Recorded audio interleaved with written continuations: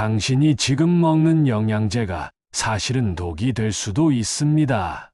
이 한마디에 많은 분들이 이게 무슨 소리지?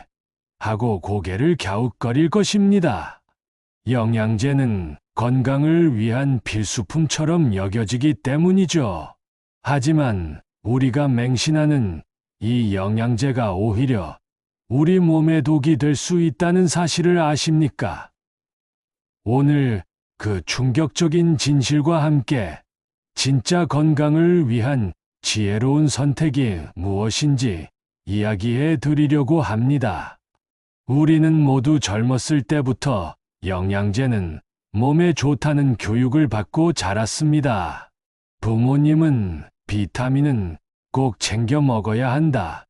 오메가3는 필수다라고 말씀하셨고, 광고는 끊임없이 새로운 영양제를 쏟아냅니다. 그러다 보니 많은 분들이 아침, 점심, 저녁으로 꼬박꼬박 영양제를 챙겨 먹는 것을 당연하게 생각합니다. 심지어 아침에 일어나서 영양제부터 찾는 분들도 있죠. 실제로 제 진료실을 찾는 환자분들 중에는 기본 2~3가지는 물론 많게는 20가지 이상의 영양제를 드시는 분들도 있습니다. 이렇게 많은 종류의 영양제를 드시면서도 늘 피로하고 어딘가 불편하다고 호소하는 분들이 많습니다. 이렇게 열심히 챙겨 먹는데 왜 몸이 더 안 좋아질까요? 라는 질문을 하실 때마다 저는 안타까운 마음이 듭니다. 왜냐하면 많은 분들이 영양제에 대해 잘못된 상식을 가지고 있기 때문입니다. 예를 들어 항산화제에 대한 오해가 대표적입니다. 활성산소가 노화의 주범이라는 이야기는 워낙 유명해서 많은 분들이 항산화제를 꾸준히 섭취합니다. 하지만 사실 적당한 활성산소는 우리 몸의 약이 될 수 있다는 사실을 아시나요? 우리가 운동을 하면 몸속에 활성산소가 생기는데 이 정도의 활성산소는 고장난 미토콘드리아를 태우고 세포 내에 망가진 부분을 수선하는 긍정적인 역할을 합니다. 활성산소는 좋은 것과 나쁜 것의 경계선에 있는 유자형 커브와 같다고 생각하시면 됩니다. 적당량의 활성산소는 우리 몸의 면역 체계를 활성화시키고 고장난 세포를 청소하는 무기로 사용됩니다. 그런데 고용량의 비타민 E 같은 항산화제를 과도하게 섭취하면 어떻게 될까요? 우리 몸에 무기인 활성산소의 기능이 떨어집니다. 박테리아나 암세포처럼 우리 몸에 해로운 것들을 공격하는 기능이 약해지는 것이죠. 장기적으로는 면역력이 저하되고 오히려 암이 발생할 가능성이 증가될 수 있다는 연구 결과도 있습니다. 대부분의 사람들이 건강한 활성산소를 만들 만큼의 운동조차 하지 않으면서 굳이 외부에서 항산화제를 제거할 필요는 없다고 생각합니다. 또 하나의 맹신이 바로 콜라겐입니다. 피부에 좋다는 말에 콜라겐을 바르거나 마시거나 다양한 형태로 섭취합니다. 하지만 콜라겐은 결국 단백질입니다. 우리가 콜라겐을 먹으면 우리 몸은 이것을 아미노산 단위로 분해해서 흡수합니다. 닭고기나 달걀, 단백질 파우더를 먹는 것과 본질적으로 같다는 것이죠. 특정 부위의 콜라겐이 직접 가서 피부를 좋게 만든다는 것은 과학적으로 입증된 바가 없습니다. 바르는 콜라겐 역시 피부 장벽을 뚫고 진피까지 흡수되어 특별한 작용을 할 것이라고 기대하기는 어렵습니다. 물론 안 하는 것보다야 낫겠지만 기대했던 만큼의 큰 이익을 보기는 어렵습니다. 그리고 많은 분들이 간 건강을 위해 챙겨 먹는 실리마린이 들어간 영양제도 마찬가지입니다. 2012년 미국에서 진행된 연구에서 간염 환자들에게 고용량 실리마린과 가짜 약을 투여했더니 두 그룹 간의 간 기능이나 삶의 질에서 별다른 차이가 없었다는 결과가 나왔습니다.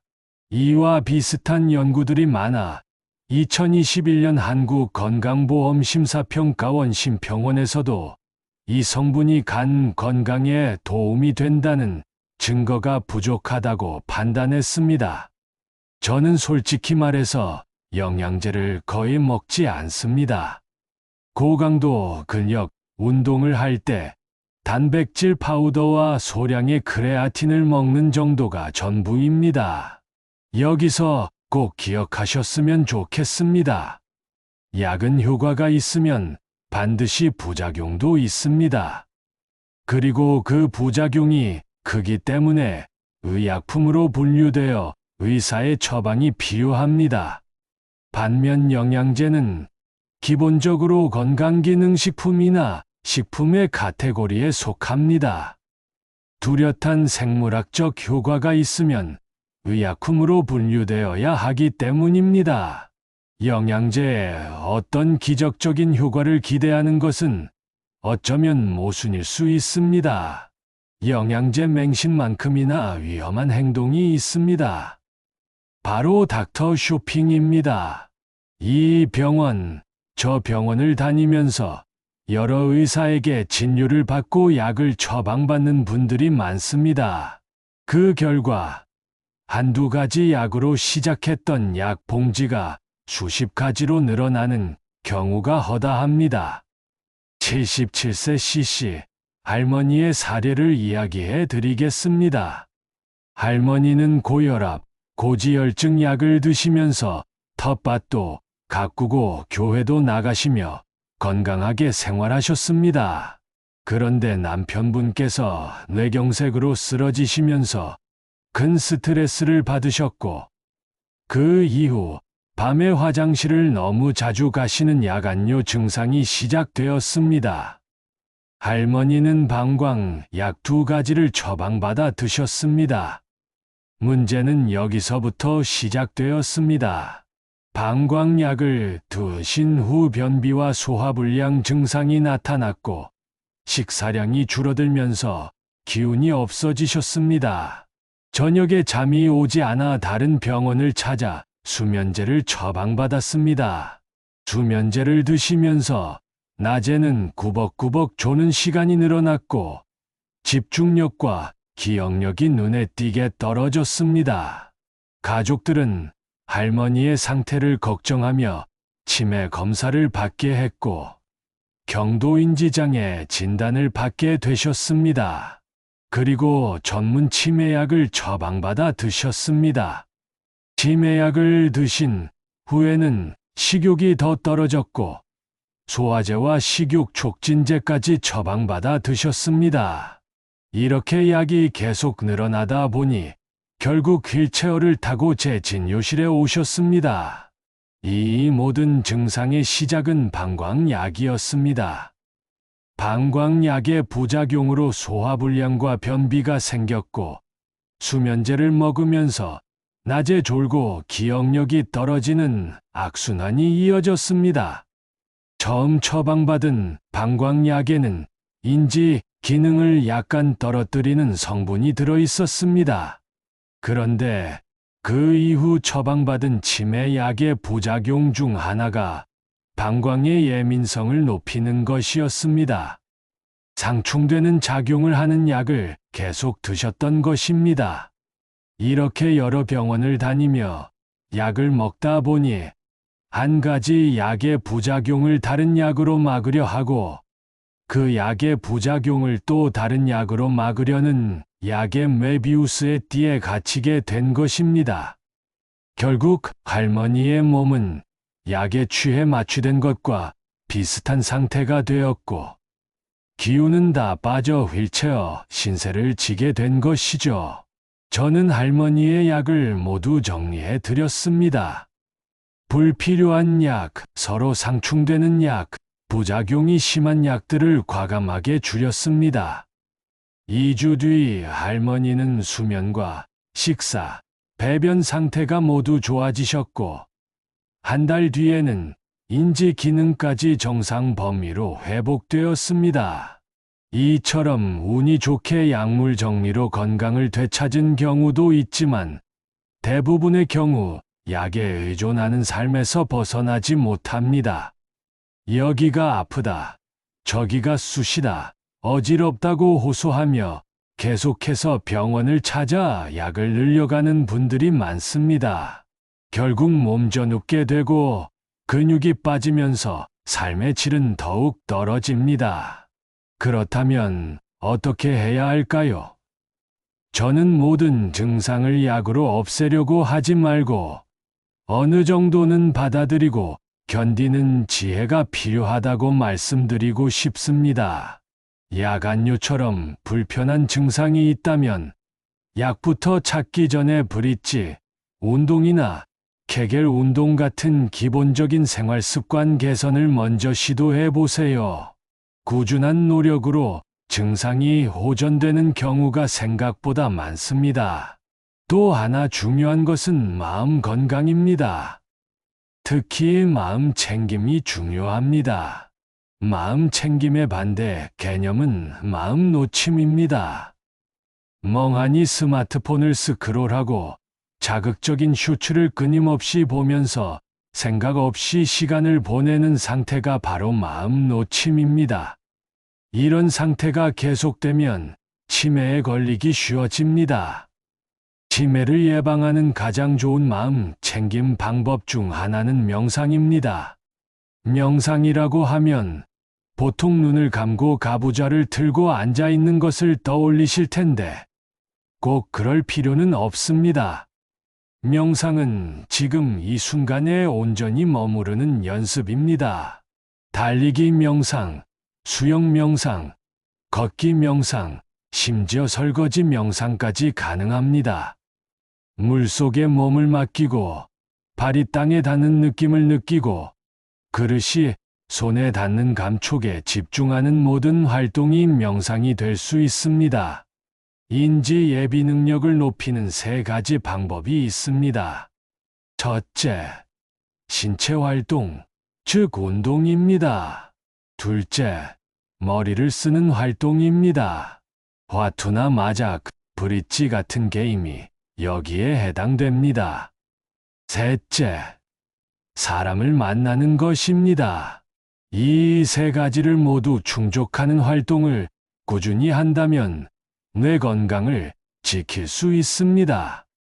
우리가 앞으로 어떤 삶을 살고 싶은지, 무엇이 정말 중요한지 생각해 보는 시간을 가져야 합니다. 의학 기술의 발달로 평균 수명이 점점 늘고 있습니다. 한국보험개발원 발표에 따르면 2021년 기준 한국 남성의 기대 수명은 86.3세, 여성은 90.7세라고 합니다. 하지만 수명이 늘어난다고 마냥 좋은 것만은 아닙니다. 나이가 들면서 온몸이 쑤시고 아파 꼼짝없이 침상에 누워 지내는 시간이 길어질 수도 있습니다. 이른바 생로병병병의 삶을 살게 되는 것이죠. 그렇기 때문에 단순히 오래 사는 것보다 건강하게 오래 사는 것, 즉 건강, 수명이 훨씬 중요합니다. 건강한 노년을 위해 제가 추천하는 확실한 투자가 있습니다. 바로 근력 운동을 통해 근육을 지키는 근테크입니다. 근육은 단순한 힘의 원천이 아닙니다. 근육 1kg의 가치는 무려 1,300만 원이라는 연구 결과도 있습니다. 왜냐하면 근육이 줄어들면 낙상 골절의 위험이 높아지고 당뇨병 같은 만성 질환에 걸릴 가능성이 커지면서 결국 막대한 간병비와 의료비가 발생하기 때문입니다. 간병비가 얼마나 드는지 혹시 아십니까? 2019년 하루 79만 원이었던 간병비가 2023년에는 1,520만 원까지 올랐습니다. 24시간 간병인을 고용하면 한 달에 50만 600만 원이 드는 것이죠. 간병 파산이나 간병살인 같은 비극적인 사건이 왜 발생하는지 알 수 있습니다. 게다가 의료비는 어떻습니까? 2019년 기준 65세 이상 인구 1인당 연간 평균 진료비는 약 491만 원이었습니다. 부부 기준으로는 거의 1천만 원이 드는 셈이죠. 만약 노년의 암으로 돌아가시는 경우 임종 직전 1년간 투입되는 의료비가 4천만 원이 넘습니다. 이런 엄청난 비용들을 생각하면 우리가 젊었을 때부터 몸과 마음을 건강하게 관리하는 것이 얼마나 중요한지 깨닫게 될 것입니다.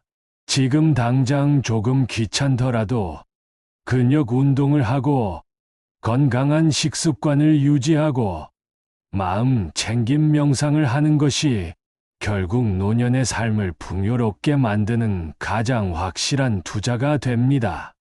마지막으로 동의보감의 지혜를 전해드리겠습니다.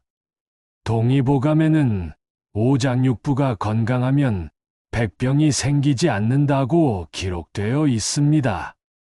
오장육부를 건강하게 하는 방법으로 동의보감은 음식을 절제하고 마음을 편안하게 하고 몸을 부지런히 움직이라고 말합니다. 그리고 한의학에서는 인체를 작은 우주로 봅니다. 몸의 균형과 순환을 중시하죠. 영양제나 약물로 특정 증상을 억누르는 것은 임시방편일 뿐 몸 전체의 균형을 무너뜨릴 수 있다고 경고합니다. 오히려 몸의 기혈순환을 돕는 꾸준한 운동과 마음의 안정을 통해 스스로 병을 이겨낼 수 있는 힘을 키워야 한다고 강조합니다. 결국 영양제를 많이 먹거나 약을 많이 먹는다고 해서 건강해지는 것이 아닙니다. 건강은 돈으로 살 수 있는 것이 아니며 화려한 약병 속에 담겨 있는 것도 아닙니다. 건강은 스스로의 몸을 사랑하고 부지런히 움직이고 마음을 다스리는 꾸준한 노력 속에서 피어나는 꽃과 같습니다. 이제 선택은 당신의 몫입니다. 지금 당장 편안함을 위해 영양제와 약에 의존하는 삶을 살 것인가요? 아니면 꾸준한 노력으로 건강한 노년을 준비하는 현명한 삶을 살 것인가요? 오늘부터라도 몸과 마음의 소리에 귀 기울이며 당신만의 건강 습관을 만들어 가시기를 바랍니다. 감사합니다.